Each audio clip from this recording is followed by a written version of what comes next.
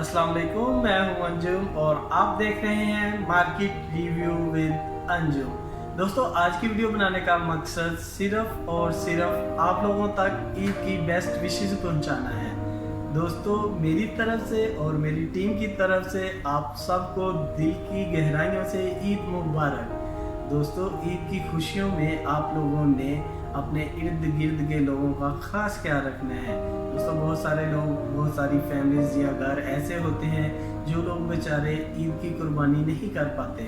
आपने करना क्या है दोस्तों, जब भी आप कुर्बानी करो या आप कुर्बानी कर रहे हो तो दोस्तों उन लोगों का खास ख्याल रखना है और कुर्बानी के बाद उन तक उनका हिस्सा यानी उनके लिए कुछ ना कुछ लेकर जाना है उनके घर में, ताकि वो लोग भी ईद की खुशियों को खूब इंजॉय कर सकें। जैसे कि दोस्तों हम लोग ईद के दिनों में ईद को खूब इंजॉय करते हैं, तो इसी तरह हमें भी चाहिए कि अपने इर्द गिर्द के लोगों का भी ख्याल रखें, क्योंकि वो हमारे भाई होते हैं। तो हम नहीं चाहते कि हमारे भाई बेचारे घर में उदास बैठे हों और हम लोग बाज़ारों में, गलियों में या घरों में इंजॉय कर रहे हों। तो दोस्तों, इसलिए ये मैं मैसेज आपके लिए छोड़ के जा रहा हूँ कि आप लोगों ने उनका ख़ास ख्याल रखना है, उनके घर तक कुछ ना कुछ ज़रूर पहुंचाना है ताकि वो लोग भी अपनी ईद को एंजॉय कर सकें। उसके साथ साथ दोस्तों, अक्सर देखने में आया है कि हम एक बहुत बड़ी मिस्टेक करते हैं जिससे हमारी सेहत भी ख़राब होती है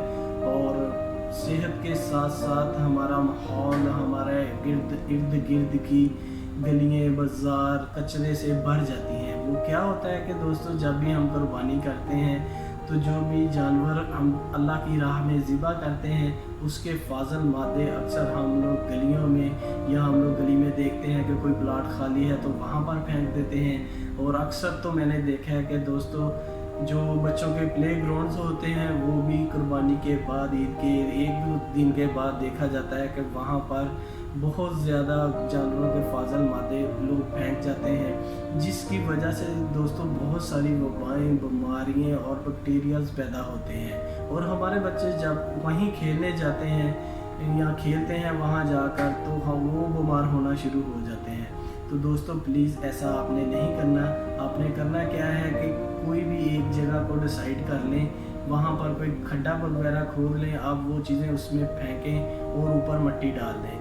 या फिर अगर आपके इलाके में गवर्नमेंट ने आपको कोई ऐसी सहूलत दी है कि जिसमें उन्होंने कहा है कि प्लीज़ आप लोग इस एरिया में या इस जगह पर अपने जानवरों के फाजल मादे फेंकें, तो आपने प्लीज़ वहाँ पर ही फेंकने हैं। ये ना हो कि आप बस जल्दी जल्दी में, नहीं जी मैं इधर ही फेंक के जाता हूँ, कोई बात नहीं, मैंने जाके नहाना है, मैंने घूमना है, फिरना है, दोस्तों के साथ एंजॉय करना है। ज़रूर करें, लेकिन प्लीज़ इन चीज़ों का ज़रूर ख्याल रखें। दोस्तों, ईद होती है मिलन जुलन का, खुशियों का त्यौहार।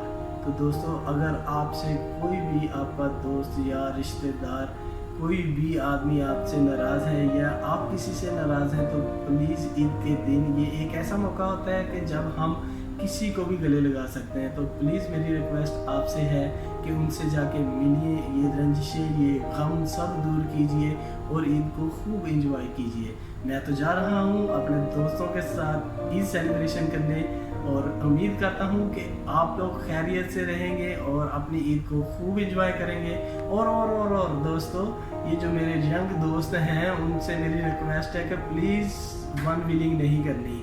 वन व्हीलिंग करने के बहुत ज़्यादा नुकसान हैं, जिसके बारे में आप बहुत ज़्यादा वीडियोस और बहुत सारी गवर्नमेंट की तरफ से हदायत सुनते रहते हैं। इसके बारे में मैं आज कुछ नहीं कहूँगा, लेकिन रिक्वेस्ट यही है कि प्लीज़ वन व्हीलिंग से परहेज़ करें। चलें, फिर मिलेंगे किसी और नए टॉपिक के साथ। मुझे इजाज़त दीजिए। अल्लाह हाफिज़।